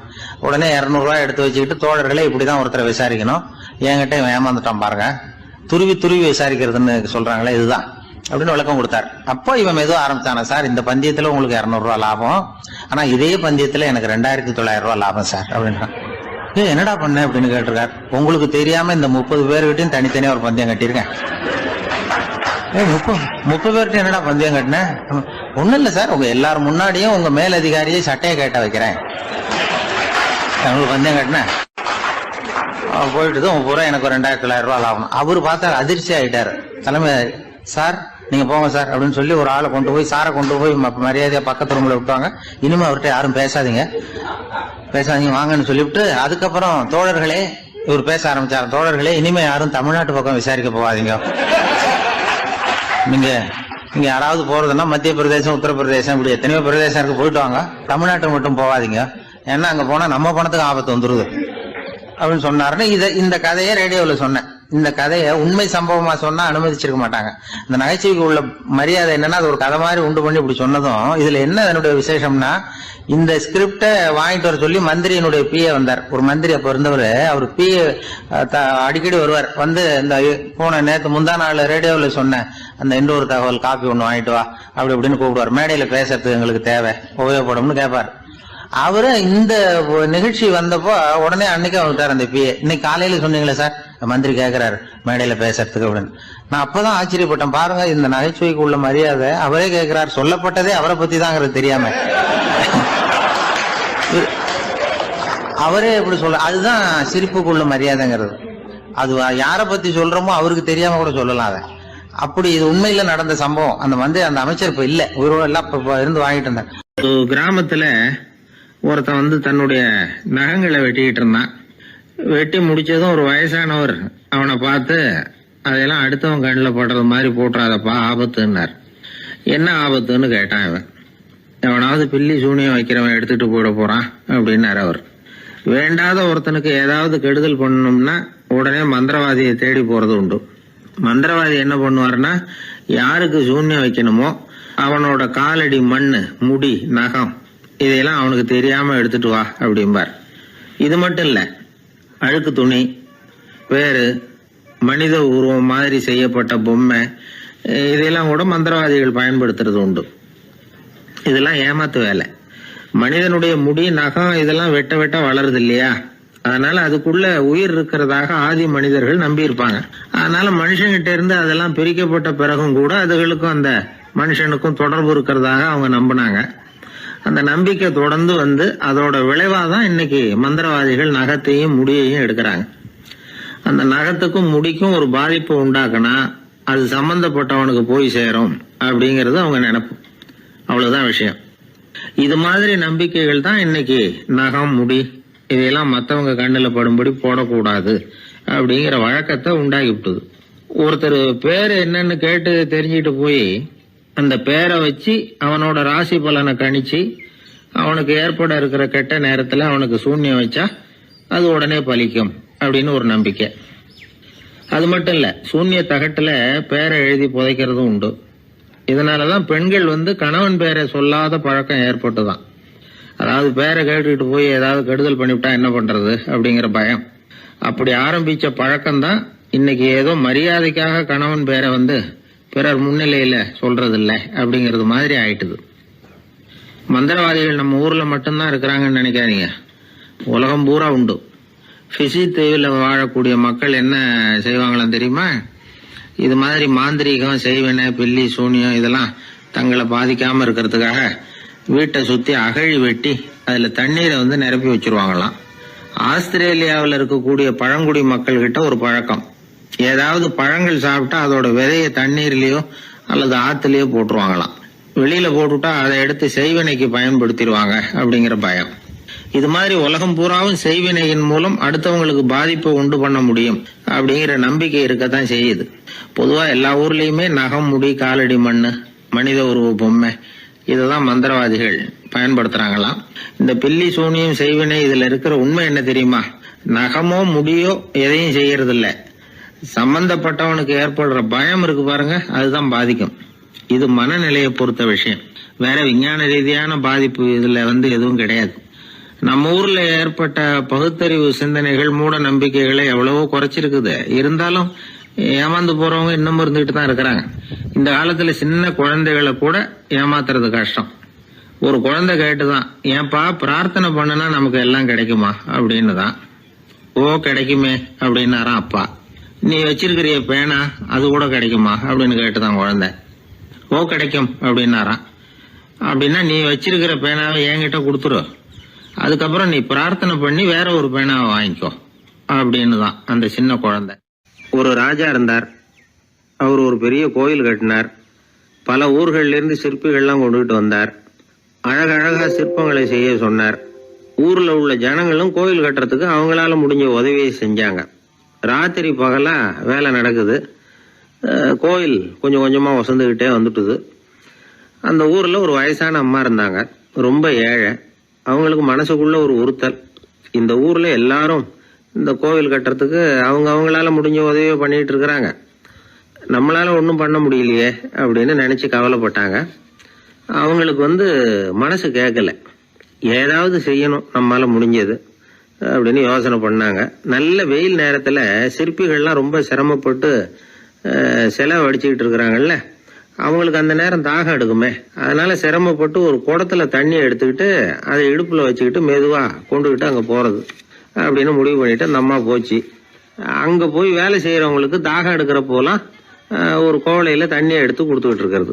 இப்படியே பண்ண ஆரம்பிச்சுட்டு அந்த அம்மா. ஏதோ அந்த அம்மாவால முடிஞ்ச ஒரு சின்ன உதவி அது. இப்படி கொஞ்சம் கொஞ்சமா வேலை நடந்தது. கோபுரம் வசந்தது, எல்லா வேலையும் முடிஞ்சது. இனிமே கடைசியா கற்ப கிரகத்தின் மேல விமானம் அமைக்க வேண்டியதுதான் பாக்கி. அந்த வேலையும் ஆரம்பமாச்சு. அந்த சிற்பிகள்லயே அனுபவசாலியான ஒருத்தர் இந்த அம்மாவை தேடிட்டு வந்தார். பாட்டி, உங்ககிட்ட இருக்கிற ஏதாவது ஒரு பொருளை கொடுங்க, அந்த விமானத்துல வைக்கலாம் அப்படின்னு நாங்க நினைக்கிறோம் அப்படின்னார். இந்த அம்மாவுக்கு ஒன்றும் புரியல. ஏதாவது இருந்தாவில கொடுக்கலாம், எதுவும் இல்லையே, என்ன பண்றது யோசனை பண்ணாங்க. இத பாருப்பா, என்கிட்ட என்ன இருக்கு, இந்த வாசப்படியில கிடக்குது, இந்த கல்லு தான் இருக்குது, வேணும்னா இத எடுத்துட்டு போங்க அப்படின்னாங்க. உடனே அந்த கல்லை பேத்து எடுத்துட்டு போயிட்டாங்க அவங்க. அங்க போய் பார்த்தா என்ன ஆச்சரியம், அந்த விமானத்து உச்சியில கலசங்களை அமைக்கிறதுக்கான பிரம்ம எந்திரத்தை மூடுற கருங்கல் ஒண்ணு தேவையா இருந்தது. இவங்க எடுத்துட்டு போன கல்லு அதுக்கு ரொம்ப பொருத்தமா அமைஞ்சு போச்சு.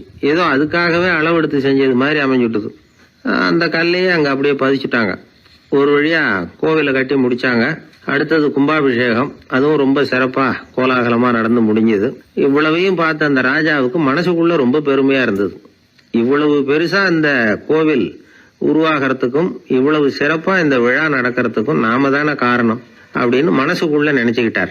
இப்படி நினைச்சுக்கிட்டே அன்னைக்கு ராத்திரி அரண்மனையில படுத்து தூங்கினார். உடனே ஒரு கனவு. ஆண்டவனே அந்த ராஜாவோட கனவுல வந்தார். ராஜா ஆண்டவனை வணங்கினார். இறைவா, உங்களுக்காக நான் கட்டி இருக்கிற கோவில் எப்படி இருக்குது, நல்லா இருக்குதா அப்படின்னு கேட்டார் ராஜா. அதுக்கு இறைவன் சொன்ன பதில் என்ன தெரியுமா, நீ கட்டின கோவில்ல அந்த கிழவியோட நிழல்ல நான் சுகமா இருக்கிறேன் அப்படின்னாராம். இப்படி சொல்லிவிட்டு கடவுள் மறைஞ்சுட்டார். கனவு கலைஞ்சது. ராஜா விசாரிச்சார், யார் அந்த கிழவி அப்படின்னு. எல்லாரும் விவரத்தை சொன்னாங்க. அப்பதான் ராஜா நினைச்சு பார்த்தார், இந்த கோவிலை நானே கட்டினதாக ரொம்ப பெருமைப்பட்டுக்கிட்டேன். ஆனா அந்த வயசான அம்மா வீட்டு வாசல்ல கிடந்த கல்லு அது இறைவனுக்கு சுகமான நிழல் கொடுக்கறதாக சொல்றாரு அப்படிங்கறத எண்ணி பார்த்தார். நான்கிற எண்ணம் நழுவி போயிட்டுதான். கோபுரம் எவ்வளவு பெருசுங்கிறது முக்கியம் இல்ல, குணம் எவ்வளவு பெருசுங்கிறது தான் முக்கியம். அந்த வயசான அம்மா நம்ம நாட்டுல வாழறது தான் நமக்கு உண்மையான பெருமை அப்படின்னு நினைச்சாராம் ராஜா. இந்த காலத்திலயும் ஒரு ஊர்ல ஒரு கோவில் கட்டினாங்க. எல்லா ஜனங்களும் அவங்களால முடிஞ்சதை செஞ்சாங்க. நம்மால ஒருத்தன் அந்த திருப்பணி குழு தலைவரை போய் பார்த்தான். நான் ஏதாவது ஒத்துழைக்கணுமா ஐயா அப்படின்னு ரொம்ப பணிவா கேட்டான். திருப்பணி குழு தலைவர் சொன்னார், இத பாருப்பா, இந்த கோவில் கட்டி முடிக்கிற வரைக்கும் உன்னுடைய ஒத்துழைப்பு எதுவும் தேவையில்லை. கட்டி முடிச்சு கும்பாபிஷேகம் ஆனதுக்கு அப்புறம் தான் உன்னுடைய ஒத்துழைப்பு ரொம்ப அவசியம் அப்படின்னார். அதுக்கப்புறம் நான் என்ன செய்யணும் சொல்லுங்கன்னா, இவன் இந்த சாமி சிலையை நீ திருடிட்டு போகாம இருக்கணும், அவ்வளவுதான் அப்படின்னாராம் அவர். ஆங்கிலேய ஆட்சி இந்தியாவில் நடந்துகிட்டு இருந்த காலம். மூதறிஞர் ராஜாஜி சேலத்துல வழக்கறிஞரா தொழில் நடத்திக்கிட்டு இருக்கிறார். அவர் ஒரு சமயம் தன்கிட்ட வேலை செஞ்சுக்கிட்டு இருந்த பணியாளர் ஒருத்தரை கூப்பிட்டார். இத பாருப்பா, இந்த அஞ்சல் தலைய இந்த தபால் கவர்ல ஒட்டிட்டு வா அப்படின்னு சொன்னாராம். அந்த ஆள் உடனே அந்த கவரையும் ஸ்டாம்பையும் வாங்கிட்டு போனார். பசை தடவி ஸ்டாம்பை கவர்ல ஒட்டினார். திருப்பி கொண்டுகிட்டு ராஜாஜி கிட்ட கொடுத்தார். இவர் அதை வாங்கி பார்த்தார். உடனே சிரிக்க ஆரம்பிச்சிட்டாராம். அவரால் சிரிப்பை அடக்க முடியல. அந்த பணியாளரை பார்த்து, ஏன்பா, நாங்க எல்லாரும் எவ்வளவோ பாடுபட்டு முயற்சி பண்ணி போராடிட்டு வர்றோம், ஆனா எங்களால முடியல, எங்களால முடியாத அந்த காரியத்தை நீ ஒரு நிமிஷத்துல செஞ்சுட்டியே அப்படின்னு சொல்லிவிட்டு மறுபடியும் சிரிச்சாராம். பணியாளருக்கு உடனடியாக ஒன்றும் புரியல, என்னன்னு பார்த்தார். அப்புறம் ராஜாஜி சொன்னாராம், ஆமாப்பா, நீ ஒரு நிமிஷத்துல பிரிட்டிஷ் மன்னரை வந்து கவுத்துட்டியே அப்படின்னாராம். அப்புறம் தான் விவரம் புரிஞ்சிருக்குது. அந்த பணியாளர் மன்னர் உருவம் இருந்த அந்த தபால் தலைய அந்த கவர்ல தலைகீழா ஒட்டி வச்சிருக்கிறார். அதை பார்த்துட்டு தான் ராஜாஜி அப்படி சொன்னாராம். இந்த நகைச்சுவை உணர்வு அவருக்கு இயல்பாவே இருந்தது. சேலத்துல வெங்கட சுப்பையர் அப்படின்னு சொல்லி ஒரு பிரபலமான வக்கீல், அவரும் ராஜாஜியும் ஒரு ஊர்ல பொதுக்கூட்டத்தை முடிச்சுக்கிட்டு திரும்பி ரயில்ல சென்னைக்கு வந்துகிட்டு இருக்கிறாங்க. ராத்திரி நேரம். வெங்கட சுப்பையர் ஜன்னல் ஓரமா உட்காந்து பயணம் பண்ணிட்டு இருக்கிறார். திடீர்னு ஒரு இடத்துல அவரோட கை கடிகாரம் நழுவி ஜன்னல் வழியா வெளியில வந்துட்டுதான். அவர் உயிருக்குயிரா பாதுகாத்து வச்சிருந்த வாட்ச் அது. ஏன் தெரியுமா? அவர் வக்கீல் ஆகிறதுக்கு முன்னாடி சென்னை கிறித்துவ கல்லூரியில பணியாற்றிக்கிட்டு இருந்தார். பணி முடிஞ்சு விலகிறப்போ அவர்கிட்ட படிச்ச மாணவர்கள்லாம் அன்புக்கு அடையாளமா ரொம்ப பிரியமா கொடுத்த கை கடிகாரம் அது. அப்பேற்பட்ட அன்பு பரிசை திடீர்னு இழந்து விடுறதுக்கு யாருக்கு தான் மனசு வரும்? ஐயோ, வாட்சி வெளியில விழுந்துட்டுதே அப்படின்னு பதற்றத்தோட சத்தம் போட ஆரம்பிச்சாராம். ராஜாஜி பக்கத்துல தான் உட்கார்ந்து இருக்கிறார். இருந்தாலும் இதை கேட்டுவிட்டு பதட்டப்படல, பதில் எதுவும் சொல்லல. அவர் பாட்டுக்கு என்னத்தையோ 1, 2, 3ன்னு எண்ணிட்டே வந்தாராம். வெங்கட சுப்பையர் ரொம்ப வேதனைப்பட்டிருக்கார். என்னங்க இது, என்னோட அருமையான கை கடிகாரம் நழுவி வெளியில விழுந்துட்டுது, அதுக்காக நான் தவிச்சுக்கிட்டு இருக்கிறேன். நீங்க என்னன்னா இதை கொஞ்சம் கூட காதல வாங்கிக்காம குழந்தை மாதிரி என்னத்தையும் எண்ணிக்கிட்டே வர்றீங்களே அப்படின்னாராம். அப்பவும் ராஜாஜி ஒன்னும் பதில் பேசல. அவர் பாட்டுக்கு விடாம எண்ணிக்கிட்டே வந்தார். அடுத்த ஸ்டேஷன்ல வண்டி நின்னுது. ராஜாஜி ஸ்டேஷன் மாஸ்டரை கூப்பிட்டார். அவர் வந்ததும் அவர்கிட்ட சொன்னாராம், சார், எங்களுக்கு ஒரு உதவி செய்யணும். நாங்க வர்ற வழியில என் நண்பரோட வாட்சி வெளியில விழுந்துட்டுது. அது விழுந்த இடத்துல இருந்து தந்தி கம்பங்களை விடாம எண்ணிக்கிட்டே வந்திருக்கிறேன். இவ்வளவு கம்பங்களுக்கு அப்பால அது கிடக்கும். தயவு பண்ணி யாரையாவது அனுப்பி அதை தேட ஏற்பாடு பண்ணுங்க. அது கிடைச்சுட்டுதுன்னா எங்களால முடிஞ்ச அன்பளிப்பு தர்றோம். அது மட்டும் இல்ல, எங்களுக்கு ஒரு லெட்டர் போடுங்க, கிடைச்சுட்டுதுங்கிற விவரத்தை நாங்க வந்து வாங்கிக்கிறோம் அப்படின்னு எல்லாம் சொன்னாங்களாம். அப்படின்னு சொல்லி முகவரியெல்லாம் கொடுத்துட்டு வந்துட்டாங்க அவங்க. கொஞ்ச நாள்ல அந்த கடிகாரமும் வந்து சேர்ந்துட்டுதான். இது எதுக்கு சொல்றாங்கன்னா, பதற்றம் அடையக்கூடாது அப்படிங்கறது ரொம்ப முக்கியம். பதற்றம் அடையக்கூடிய நேரத்துல கூட அறிவை சிதற விடாம செயல்படுத்துற சாமர்த்தியம் எல்லாருக்கும் சுலபமா வந்துடாது. அவரோட நகைச்சுவை உணர்வுக்கு இன்னொரு உதாரணம். ஒரு தடவை அவரை பாக்குறதுக்கு ஒரு நண்பர் வந்தாராம்.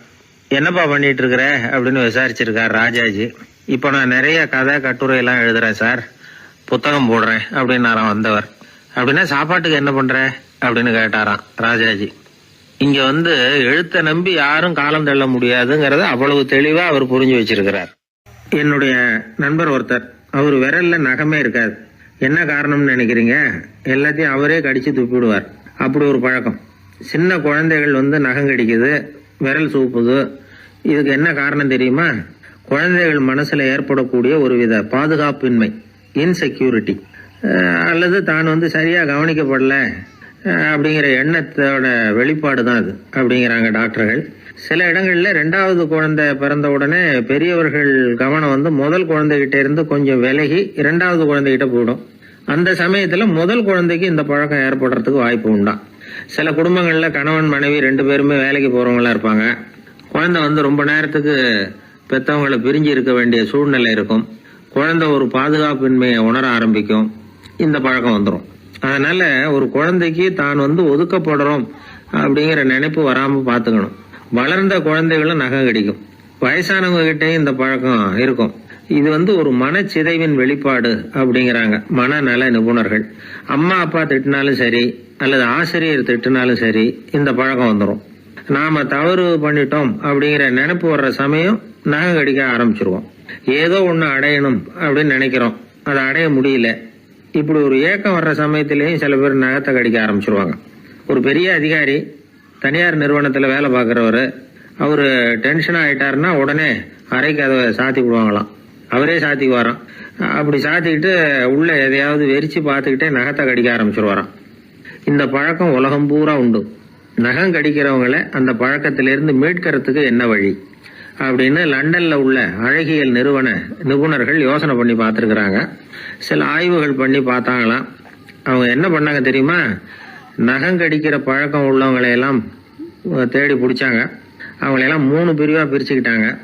ஒரு பிரிவு கிட்ட என்ன சொன்னாங்கன்னா, உங்களுக்கு நகத்தை கடிக்கணுங்கிற நினைப்பு வர்றப்போவெல்லாம் டைரி எழுத ஆரம்பிச்சிருங்க அப்படின்னாங்களாம். இன்னொரு பிரிவு கிட்ட உங்களுக்கு அந்த நினைப்பு வர்றப்போவெல்லாம் உங்க நகத்துக்கு வண்ணம் பூச ஆரம்பிச்சிருங்க, அழகுபடுத்த ஆரம்பிச்சிருங்க, நெயில் பாலிஷ் போடுறாங்களே அது மாதிரி, அப்படி ஒரு யோசனை சொல்லியிருக்காங்க. மூணாவது குழுவினர்கிட்ட உங்களுக்கு நகத்தை கடிக்கணுங்கிற எண்ணம் வர்றப்போவெல்லாம் விரல்களை இறுக்கமா மூடி வச்சுக்கிட்டு வேற விஷயங்கள்ல கவனம் செலுத்துங்க அப்படின்னு சொன்னாங்களாம். இப்படி 3 வித முயற்சி பண்ணி பார்த்ததுல கடைசியா அவங்க என்ன கண்டுபிடிச்சாங்க தெரியுமா? 3வது குழு செஞ்சதுல நல்ல பலன் கிடைச்சதாம். அதாவது நகம் தெரியாதபடிக்கு விரலை இறுக மூடிக்கிட்டு வச்சுக்கிட்டோம்னா அந்த பழக்கம் மாறுதான். அப்படி இருந்தவங்க கிட்ட இந்த நகம் கடிக்கிற பழக்கம் மெதுவா குறைஞ்சு போச்சான். அதனால நகம் கடிக்கிற பழக்கம் உள்ளவங்க இதை முயற்சி பண்ணி பார்க்கலாம். ஒரு ஆள் இருந்தார், அவருக்கு எப்ப பார்த்தாலும் நகத்தை கடிச்சுக்கிட்டே இருக்கணும், அப்படி ஒரு பழக்கம். அதனால அவர் விரல்ல எப்பவும் நகம் இருக்கிறது இல்ல, விரல் இருக்கிறதே பெரிய ஆச்சரியம். அவருக்கு திடீர்னு உடம்புல அரிப்பு, சொரிஞ்சிக்க முடியல, அரிப்பும் நிக்கல. 1 வாரம் தொடர்ந்து கஷ்டப்பட்டார். கடைசியா ஒரு டாக்டர் கிட்ட ஓடினார். அவர் எல்லாத்தையும் விவரமா கேட்டுக்கிட்டு கடைசியா கொஞ்சம் மாத்திரை கொடுத்து வேலைக்கு ஒண்ணு சாப்பிடு அப்படின்னாராம். இந்த மாத்திரை எதுக்கு டாக்டர்? அரிப்பு நிக்கிறதுக்கா அப்படின்னாராம். இல்ல நகம் வளர்றதுக்காக அப்படின்னாராம் இந்த டாக்டர். ஒரு கோவில்ல ஆன்மீக சொற்பொழிவு நடந்துகிட்டு இருக்குது. ஒரு பெரியவர் பேசிக்கிட்டு இருக்கார். கடவுளை பத்தியும் சொர்க்கத்தை பத்தியும் மனுஷனை பத்தியும் அவர் விவரமா பேசுறார். எல்லாரும் உட்கார்ந்து கேக்குறாங்க. அந்த கூட்டத்துல ஒரு தத்துவ ஞானியும் உட்கார்ந்து இருக்கிறார். அவரு அவருடைய நண்பர். பேசி முடிச்சதும் அந்த பெரியவர் மேடையை விட்டு இறங்கினார். நேரா அந்த தத்துவ ஞானி கிட்ட வந்தார். எப்படி இருந்தது என்னுடைய பேச்சு அப்படின்னு கேட்டார். நீங்க பேசினது ஒண்ணுக்கு ஒண்ணு முரண்பாடா தெரிஞ்சது அப்படின்னாரா இவரு. நான் என்ன அப்படி தப்பா பேசிவிட்டேன் அப்படின்னாரா அவரு. கடவுளை நம்புகிறவன் சொர்க்கத்துக்கு போவான்னு சொன்னீங்க, அப்புறம் நல்ல விதமா வாழறவன் சொர்க்கத்துக்கு போவான்னு சொன்னீங்க அப்படின்னாராம். இதுல என்ன முரண்பாடுன்னு கேட்டிருக்காரு அவர். இதுலதான் முரண்பாடு தெரியுது எனக்கு. அதாவது இங்க ஒருத்தன் எல்லா தப்பும் பண்ணிட்டு இருக்கிறான், அவன் கடவுளை நம்பினான்னா அவன் சொர்க்கத்துக்கு போவானா? இது என்னுடைய முதல் கேள்வி. இல்லைன்னா ஒருத்தன் எந்த தப்பும் பண்ணல, ரொம்ப ஒழுங்கா வாழ்ந்துகிட்டு இருக்கிறான், ஆனா அவன் கடவுளை நம்பல, அவன் என்ன நரகத்துக்கு தான் போவானா? கடவுள் நம்பிக்கை உள்ள ஒரு திருடன் என்ன ஆவான், எங்க போவான்? கடவுள் நம்பிக்கையே இல்லாத ஒரு நல்லவன் என்ன ஆவான், எங்க போவான்? ஒருத்தன் இங்க கடவுள் நம்பிக்கையோட வாழறது முக்கியமா அல்லது நல்லவனா வாழறது முக்கியமா? இதுதான் இவர் கேட்ட கேள்வி. இதை கேட்டதும் அந்த பெரியவர் குழம்பி போட்டார். அவர் சொன்னது நியாயம் தானே. கடவுளை நம்புறவன் தான் சொர்க்கத்துக்கு போவான்னா பேசாம கடவுளை நம்பிக்கிட்டு இந்த உலகத்துல எல்லா தப்பும் பண்ணிட்டு இருக்கலாமே. பேச்சாளர் குழப்பத்தோட வீட்டுக்கு போனார். படுத்து தூங்கினாரு. ஒரு கனவு வந்தது. கனவுல அவர் ஒரு ரயில்ல வேகமா போயிட்டு இருக்கிறார். எதிரில் உட்கார்ந்து இருக்கிறவரை பார்த்து நாம இப்ப எங்க போறோம்னு கேட்டார். சொர்க்கத்துக்கு போயிட்டு இருக்கிறோம் அப்படின்னாங்களாம். ரயில் போய் நின்னுது. இவர் இறங்கினார்.